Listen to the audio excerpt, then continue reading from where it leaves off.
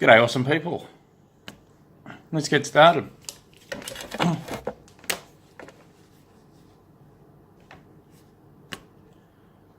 G'day, trendsetters. Welcome to episode 175 of the Train Smooth podcast. My name is Tim Egg, and if you have any questions you like, submit it on the show.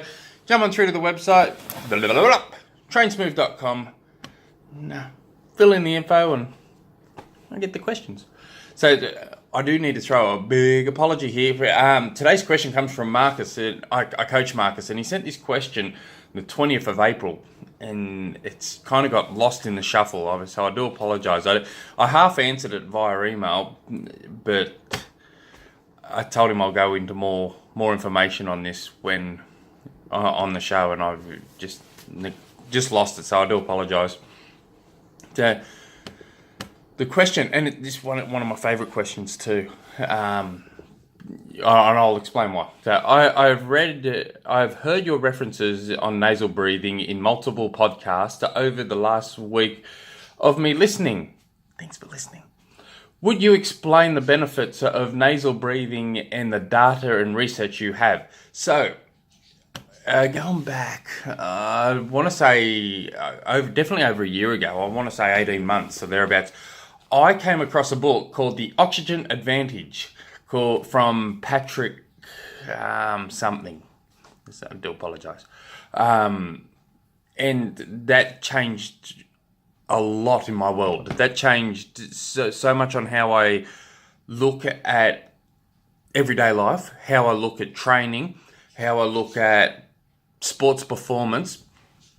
And I dived real deep. I started reading as much as humanly possible on oxygen and how it can help sports performance, how it can help in everyday life.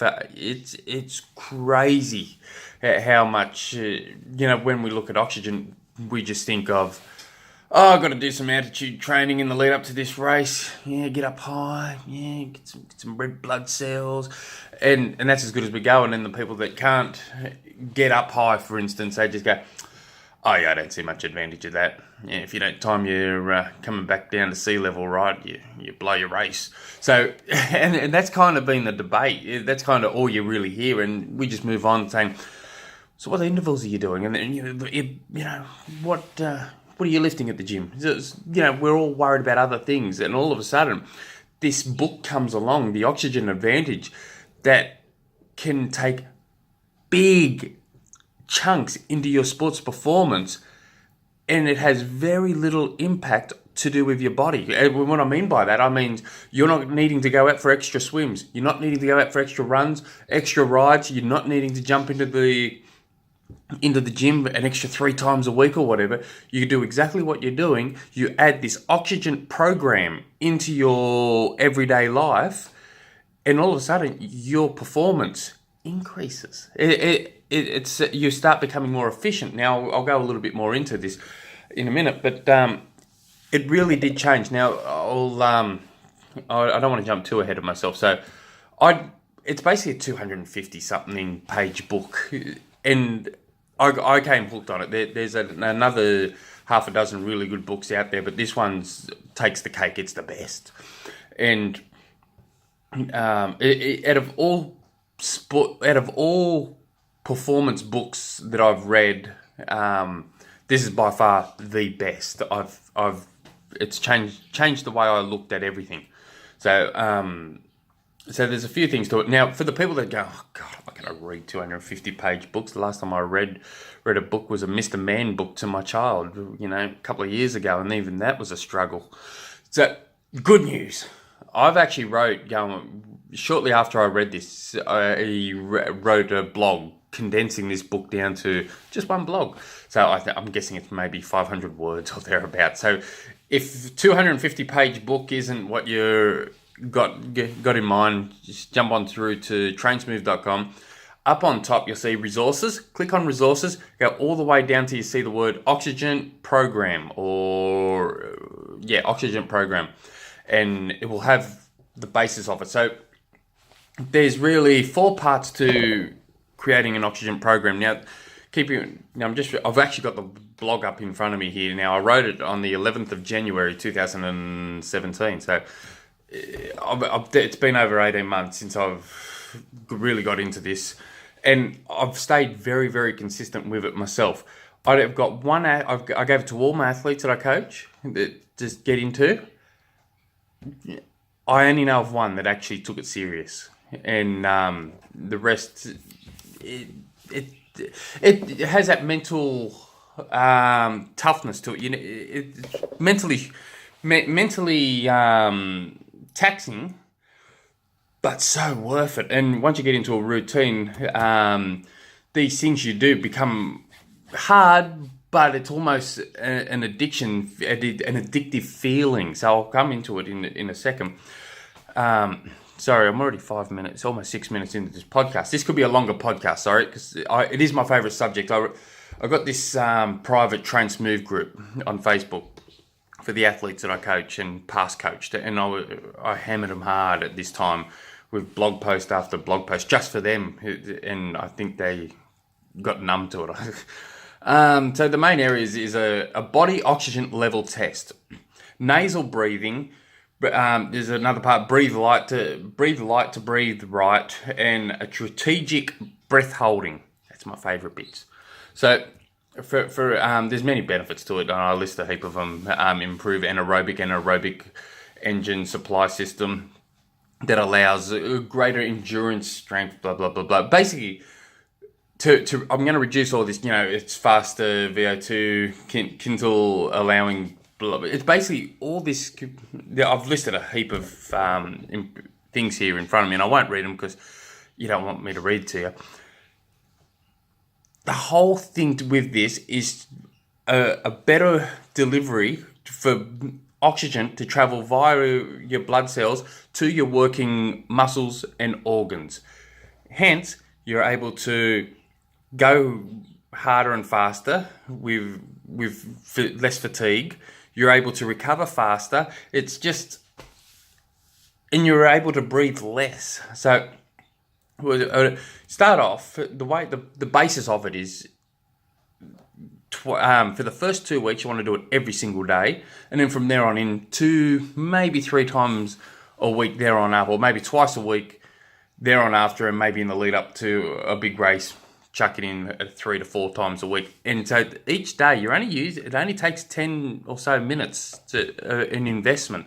So you just want to, especially at first, you want to just sit down, breathe through your nose. This is called the BOLT, for instance. That's the body oxygen level test. So you breathe through your nose, breathe out through your nose normally. You pinch your nose, you just hold on until you get the urge to breathe. You take that, unpinch your nose and start breathing normal. And you just want to breathe normal. You don't want to go, you don't want to do anything like that. You just want to breathe normal. Do that about 10 times every day for about 10 in a row. So maybe once every minute. Now, before you start taking it to the next level, now I really need to do a second blog to this because there are levels to it. But at first you may only be able to hold this for 10 seconds.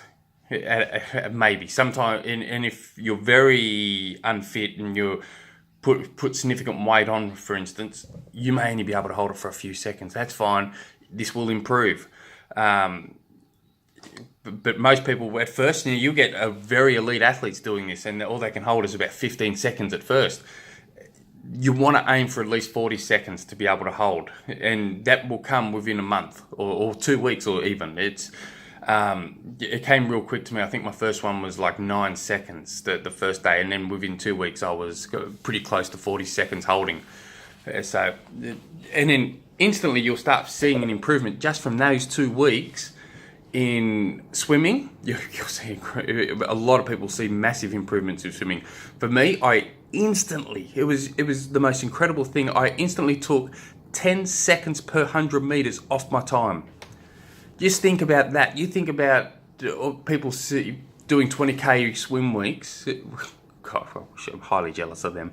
But mate, these people doing 20k swim weeks just to be able to try and take 1 to 2 seconds per 100 meters off.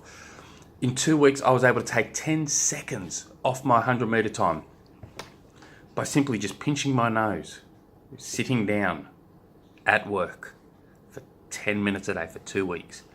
That's all it was. There was no extra taxing on the body. And if you're, I was just about to jump in ahead of myself. So, they're also doing these nasal pinches. Actually, I'll keep going. So we'll talk about nasal breathing. So nasal breathing, which is the main part of your question.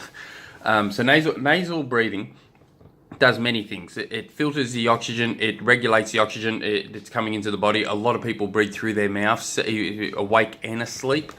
And they're just getting way too much oxygen than what they need. And especially you get these unfitted people, they're just sitting, I see them at the pool all the time, they're trying to lose weight, they go, that's horrible. They're getting way too much oxygen, and you fit. And I don't know why I don't do it, because I should be saying, look, here's my website. Read this thing.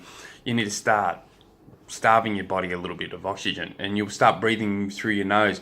At first, I found this really hard, just breathing through my nose, because I was breathing through my mouth as well, awake and asleep, and it can help with snoring too, apparently. So at first, what I would do is I'd know there's this big part of my life would be, for the next hour, I know I'm not going to be doing much talking. I'll be at work at night shift, so I knew for 3 hours, I'm probably not going to see anyone. So I'd actually put sticky tape across my mouth to stop me opening it, and that worked. And I'd go to bed with sticky tape over my lips just to keep myself sleeping with my mouth. And I'm not talking about getting that cloth tape that's really going to seal the deal and hope you don't get a blocked nose. I was only using that the Scotch tape or whatever it's called. It's real thin, cheap stuff, and so if needed, my mouth can just break open at any time. So I did that as well, and that worked a treat. Just so I'm trying to make sure I don't skip ahead. I'm trying to make sure I don't forget too much here. So I found that very beneficial. So you get these people that are breathing too much and start breathing through your nose. I also find, and there's tons of research in this book about it, that in between intervals, you start breathing through your nose. You're able to recover quicker for in between intervals. This is including swimming. You get to the end of the pool. What do you want to do? You want to go, you start breathing, going, God. You start breathing through your nose. Your body's getting less oxygen because it doesn't need all that oxygen. That you're getting way too much in. So, and all of a sudden it becomes efficient to what you're giving it. And then during training, try and do your best to train as much as humanly possible with your mouth shut. That's going to be hard, especially when you start pushing the pace. You're going to have to start breathing through your mouth, but all of a sudden you feel like you've got a bit of a turbo boost. You think, God, where did this come from? Especially when you're going uphill. I also found just doing those oxygen, the nasal breath holds and nasal breathing, I found in the first 2 weeks. Now, I haven't gone past 2 weeks here yet. I found in those first 2 weeks, I said about my swim, but I also found that I was not needing to breathe anywhere near as much running uphill. And because I found that I was running with my running group on Sunday morning, the stupid clockers, running up this hill with them, and I'm able to have a conversation still, talking with people around me. Generally, I get spat out the back. I still kind of get spat out the back on hills, but there's no way I could talk. I'd be, I was looking like a retarded lizard trying to get up a hill.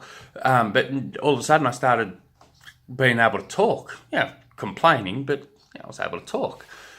And then in the bike, I found just everyday cycling, it wasn't massive until I had to get out of the saddle and I was climbing up hard, and all of a sudden I started breathing through the mouth again, and I thought, whoa, all of a sudden I'm started getting all these extra PBs in on Strava, and I think, crikey, where did that come from? So I highly recommend just doing those two things. Now you've got these other things with breathe light, breathe right, where you're putting your hand over your tummy and one over your back, and you're just taking very small breaths with the aim not to move your belly that much. Now, and I'm not talking about you trying to breathe up through your lung, you're like trying to breathe up through your chest. You got to stomach breathe. That's the more efficient way. But you're just trying to teach your body to breathe, do more with less oxygen. So it's such a massive thing. So I did that for 2 weeks, and then from there I started adding it into my training. Now you'll see on one of my vlogs on YouTube 2 days ago, I think it was, I was riding Zwift and I was doing 4 minutes efforts at 250 watts. And during each 4 minute efforts, and I was doing 6 efforts during this ride, I would pinch my nose and I'd ride, and then I'd unpinch it once I was starving for oxygen, and then you take these like little sips of air. So you're really trying to starve your body. This is altitude simulation. It's what it's called. So what you're trying to do is trying to get your red blood cells. Your spleen carries an extra supply of red blood cells for that just in case moment, and you're trying to tap into that and trying to get your spleen to release more red blood cells so you can get more oxygen to your working muscle and organs. And so I do that in some warm-ups, and then I do that as part of my main sets, especially in the lead up to a race. So with swimming, you can do it like, for instance, you can do 200 meters with 50 meters breathing every 3 stroke, 50 meters breathing every 5 stroke, 50 meters breathing every 7 strokes, 50 meters breathing every 3 strokes. And you can play around with that. So that's just a quick stock standard easy example to just starve your body of a little bit of oxygen. With bike, now with bike, when you're doing it on the bike and when you're doing it on the running, you black out often. So don't be afraid of that. It becomes an addictive feeling because you're only blacking out for 1 second. Your body, you still have full function of your body, you just lose eyesight for that half a second to a second. So best safe to do it on the wind trainer, on the indoor cycle trainer. Pedal, pinch, starve yourself of oxygen, and then release. On the run, generally I generally wait for closer to my cool down, and then I'll start playing around with that into my cool down, sometimes my warm up as well. But what you will notice when you do it is as well, you'll get your eyesight back. No, it doesn't happen every time, but it sounds scary, but it's really, really good. You get your eyesight back, but all of a sudden you get this world of pain coming through all your muscles, like you've just finished climbing a mountain or something, and that only lasts for a second, and you think, whoa, oxygen did that? Lack of oxygen? It's a crazy thing. So I do highly recommend, this is probably my longest Q&A podcast here, 18 minutes, crikey. But I'm very passionate about this. It doesn't need to tax your body like a normal swim, bike, run would, or a gym session would.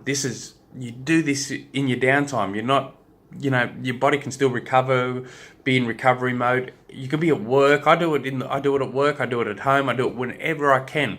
A minimum of twice a week. If I can, I'll do more. Now and also with the running one, I'll make this my last point and I'll get off. So I don't want to bore you all to tears here. But on the running, you can. Doesn't need to be an extra running session, but just going at the front of your house, for instance, running up and down the road. You pinch your nose, run for until you need that air, walk back, do it again. Just repeat 10, 15 times. That's not going to be too taxing on the body. And all of a sudden, you've got a whole lot of benefits coming in from that. So I do highly recommend that. Sorry for making this super ridiculously long, but if you don't do another thing except for either read this blog or better yet read the book, because there's so much more information in this book, and I really need to do a part 2 to this blog because there's so much more, because this is only phase 1 that I've written for this blog. So there is phase 2, phase 3, and it gets bigger and better, and the advantages become greater, for instance. And so if you're not doing any of this, you're taking time, you're adding time onto your race that doesn't need to be. There's a big hamburger and chips at that finishing line that could be eaten way quicker than what it is. So if you guys have any other questions you'd like me to bore you to tears with, send me through an email, tim@trainsmooth.com. Till tomorrow, ladies and gentlemen, hooroo. There are